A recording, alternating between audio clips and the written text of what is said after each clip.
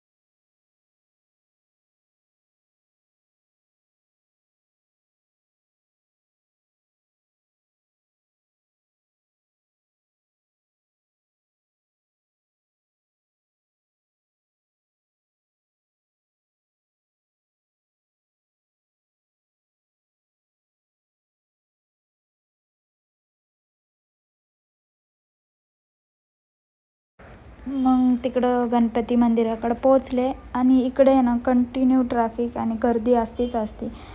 रात्री जावा दिवसा जावा, खूप खूप गर्दी असते इकडे. खूप गर्दी होते, ट्रॅफिक पण असतं आणि गर्दी पण असते.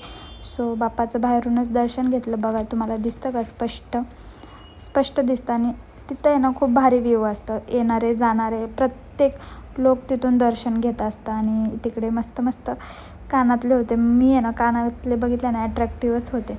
त्यानंतर तिथे आहे ना गणपतीच्या मंदिरासमोरच मस्त मोदक भेटतात. सो मोदक खाल्ले. असा होता माझा दिवस.